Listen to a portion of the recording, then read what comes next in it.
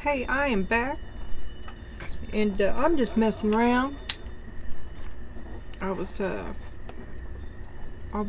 this person on Instagram. I don't do anything whatsoever at all on Instagram. This person that shows up in my feed all the time is another tarot reader, and I don't know. I've never seen her. I don't know who it is, but they're little pictures of questions, and her name. These are all from her. Was Intermoonlight.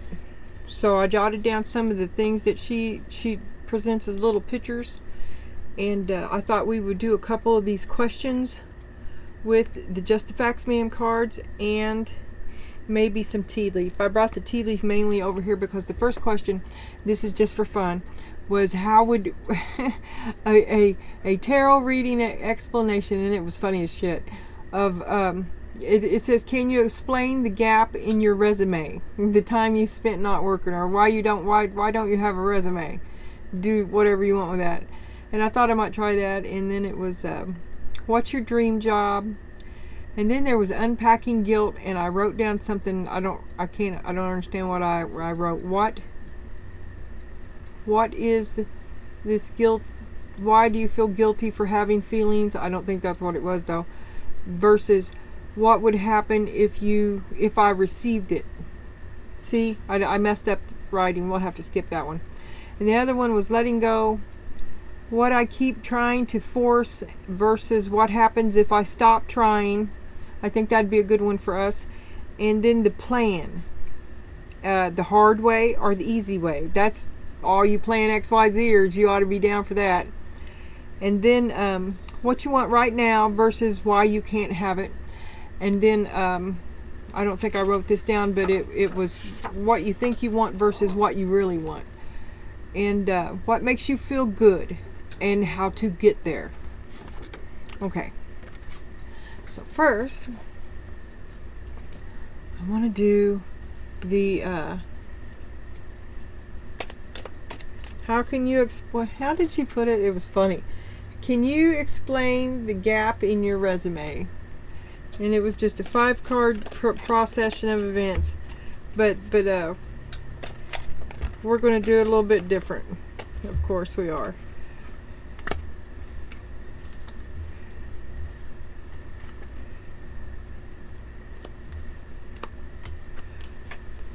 But this is, we're going to be lavish. We're going to be extreme. So can you afford... Wait a minute. A series of events. Yeah, let's just lay it all out. All right. All together. Let's have it down. And this is just to be funny.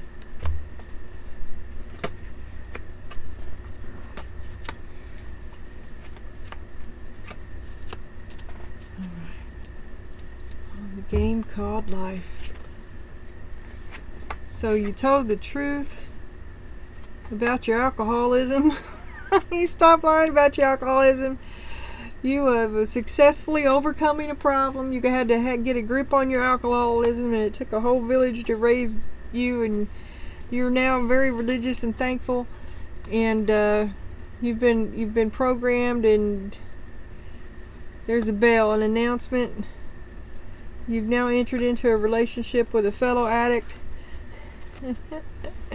But you've got it in the bag this time. You're kicking her in the ass. You're saving her. You're going to save her. Yeah, I went to a guy, didn't I? I did. But you won't see. What won't you see about her? Mice. Discord among friends or family. See, you won't listen to good advice. You'd be better on your own. Neither one of you need to be together. It's all a game.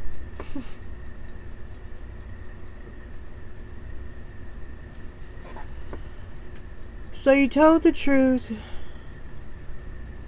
about your work status.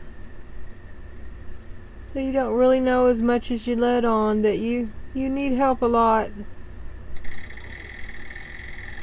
And you won't see that if you could just kick this addiction, if you could just bridge the gap, if you could light that fire, this world would be simple for you. You'd have it in the bag. Detach from it. Try to see it as a game. Okay, I'm gonna go back and timestamp these two, I guess. Actually,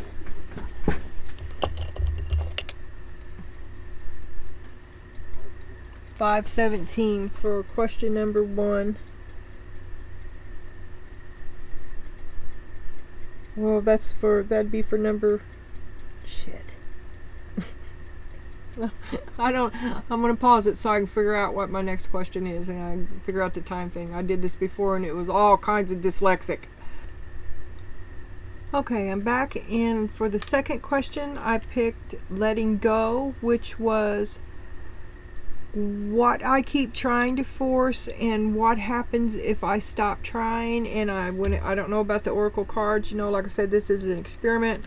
I know I got them out originally just for the storyline on the gap in my resume, but anyway,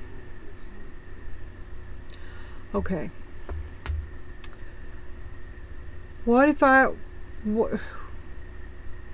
I keep trying to force, how to let go. Okay, work, achievement, and success. Oh, so you're a type person, right?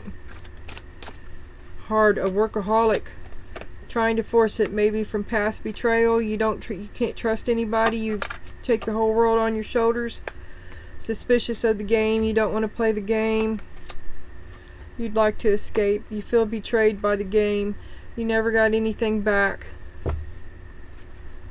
With the Ace of Cups, you put your whole heart into a lifetime of work for nothing. You never got anything back.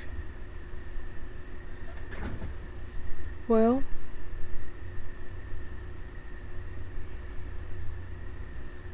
what happens if you let go of that? You stop. You just stop. We got goldfish, an increase in material wealth or spiritual growth. All right, let's go down the spiritual growth path. You've been waiting. You've been waiting for the call back. You've been waiting for something. You've been waiting for that ray of sunshine in the rain. Pretty much your whole life has been dreary and uneventful. You never got the call back. You never got the fame. Always there, always dependable, always forgotten. Reliable and boring. Unseen. Why do you force it? Why do you do it? What happens if you let go? Why do you do it? Why did you do it? A betrayal in the past, the inability to trust anybody, and a sad story. Oops. What do we got here? What do we got here? Okay. I'm not taking them. That was quite a bit. I flipped them right side up and put it back in there. The one that I did see was the 9 of Cups. You might as well make a wish. You've come a long way. Happiness is within your reach. Beautiful and delicate. Spiritual growth. Your light is coming on. Let go of this. Make room in your heart for a different sort of view.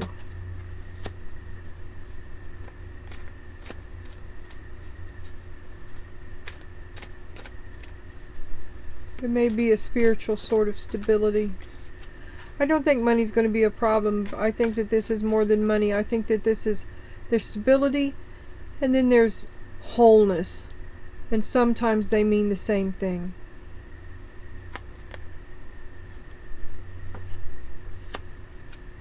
The desire to escape. The desire to escape. Oh, to escape the rules. To escape that game. To escape the game. Maybe you will. That's what happens. Ooh, and you break up. The end of a codependent relationship. The true friends will still be there, and the fake ones will fade away. There's the game again. You win. The only way to win is not to play the game. And there's my giant dog.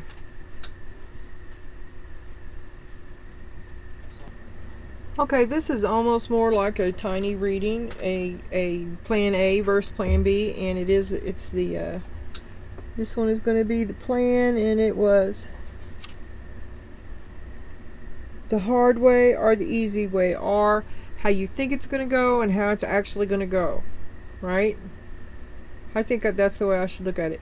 Anyway, as an example, or as just part of this is the plan, right? This is the plan. But this is the situation. This is the need for the plan, and these are the strengths that Spirit says that you could probably lead with. And then we'll see how it goes from the eyeglasses that this gives me. Okay. Now this is going to be like 2 readings in one, right? Alternative endings. The situation is one of greed. Surrounded by romance, bad health, family sorrow, gold diggers. Okay, we'll go with that. Now this is how you can best approach this.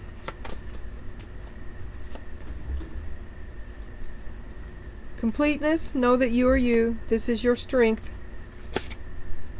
Wholeness, you are you. This is your strength. Don't be succumb. I think you're going to be probably taken in by someone here. A gold digger kind of energy. But you're in the flow with it. You're just trying to keep things moving. You got a little bit, but it's like, oh, silly me, and you get back on your feet really quick, right?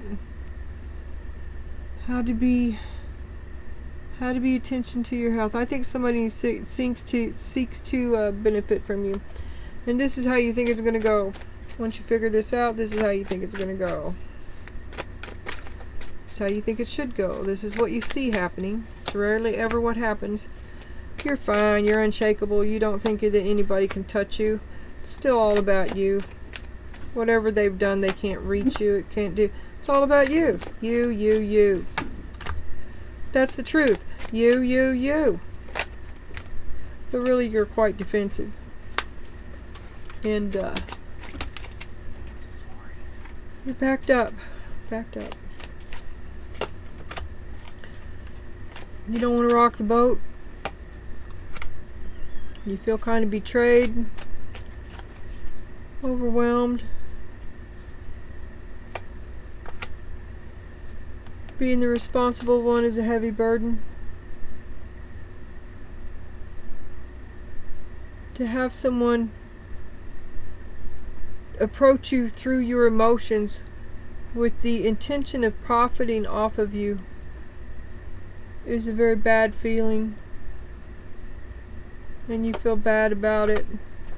Because they really matter to you. This is a close friend, a betrayal of the closest sort. There's betrayal again. Maybe it's happened more than once, and you just keep giving people the benefit of the doubt. It's all about you. You. You come to expect some betrayal. Well, you've never fit in. Never fit in. You're not like them. Does that make their betrayal hurt less?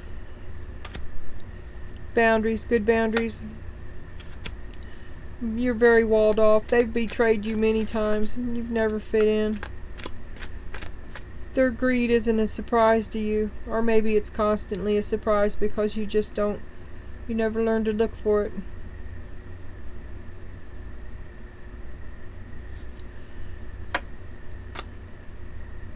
A lot of infighting, just a lot of fighting, a lot of endurance.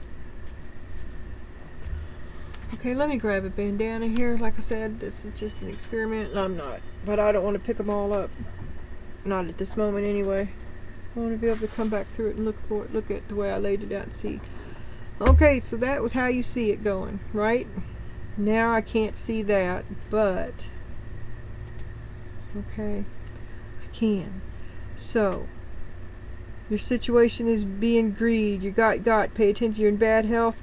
Family sorrow. A good person, you don't see it because you're kind of gullible. You don't see it because it's not in you. This is how it's really going to go. God's got a surprise for everybody, I'm sure.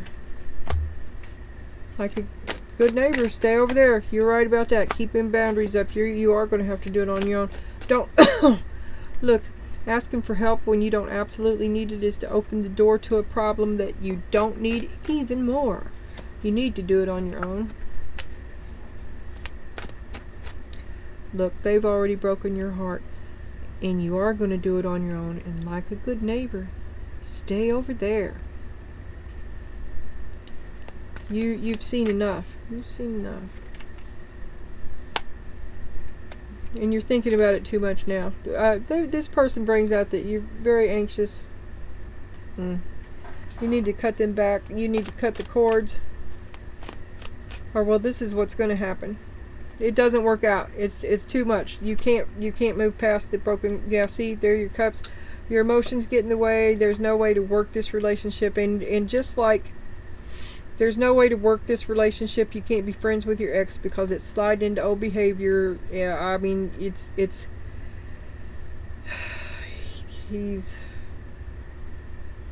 you're giving out way more energy than you're getting back, and quite frankly, it's not worth it. You could fix that doorstep yourself, okay?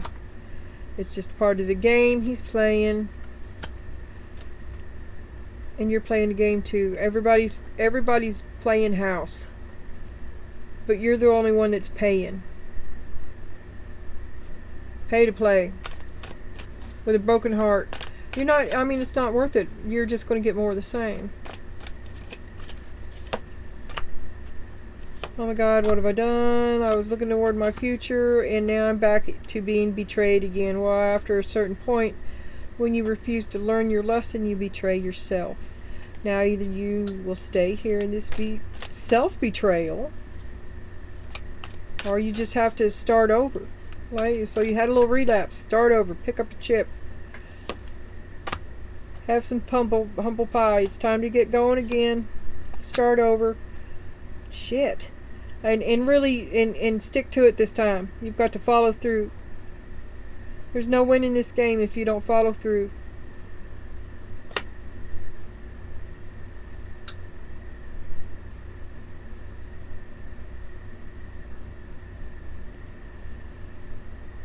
You have more opportunities than you know.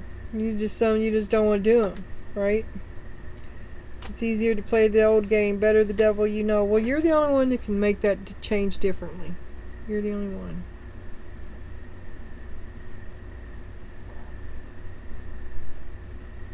But you love them. You're not gonna, you need to get your emotions under control, because you're not gonna make the right choice until you can do it with your head and not your heart. Your heart can have its say, sure. Oh, look what was under here. This is how you see it going. This is how it's gonna go. Ace of Pentacles, Ace of Cups. You're not gonna do what he tells you. It's not gonna go the way it's planned out. That is not gonna happen. This is unbridled passion, conformity and law and order, and craziness and depth. Okay? Well, good luck with that. Yeah, I don't like not being able to see that. But there's nothing I can do about it, right? Right. The situation was greed. Greed, poor health, romance, and sorrow. Okay. This is just the end chat. I don't guess I need a timestamp for it, because you can always stop. Well, I don't know. There might be another reading. I don't know. But I'm just talking. I'm going to throw in a little rant. Yeah.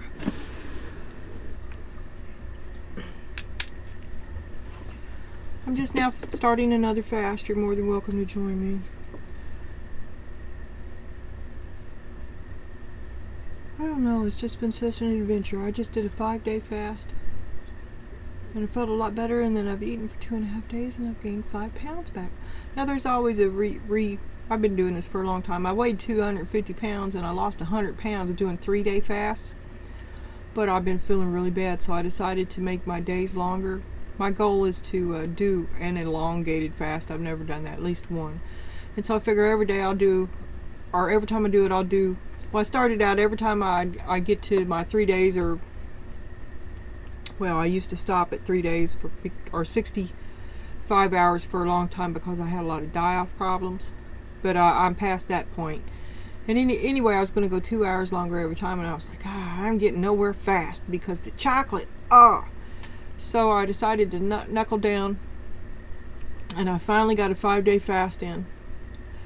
And okay, on the 3-day fast, I would usually lose like 10 pounds, refeed, gain 3 pounds back. 3 pounds of it, a lot of it was water, and then I would lose about 5 pounds of fat. Okay. Up and down, up and down. But this time, the weirdest crap is happening. When I started getting back on this now, I've fasted the majority of February. Probably 2, 3, 4, 5, 6 to 8 days that I did eat, and the rest I haven't. But when I started that, like last month, I was around 171. And then yesterday, I was at 162. And today, I'm at 160. No, yesterday I was at 159 and a half. Today, I'm at 165 and a half. I've gained back 2 pounds more than I should have. I don't know what that's about. Unless it's my body, that plateau thing your body doesn't like to change. I went through that with the Dawn phenomenon and the diabetes and it's a big rut and your body likes to run in it, which is slow to change. And I'll just keep on doing it. But I'm concerned that I gained that much weight back over the period of 24 hours. So, and I'm not happy about it either. So I've decided that I'm going to go, well, this is my next goal anyway, is to go for another day. So I've started my new fast. I'm about an hour into it, and I'm going to go for a week. I'm going to try to. In the meantime, I'm looking for bone broth and raw milk because I'm going to try to it seems like I just need 2.5 days. It's not just a refeeding. It's a reset mentally, because if I try to I'm not even hungry. It doesn't taste good. But if I push it past, I need the day that I finish up. I don't put any restraints about anything on myself. And then, but I still need 2 days. I need 2 days of not thinking about it. 2 days of nothing before I can commit again. It's not about hunger. And like I said, the craving is there, but when I eat it, it does not taste good.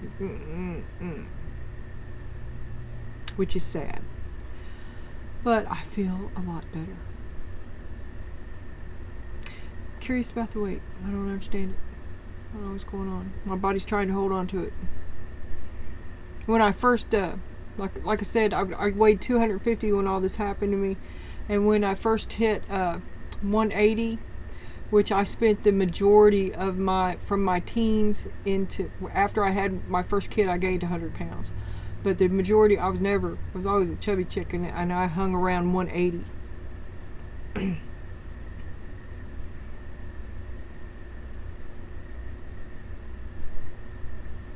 150, 180, always fat.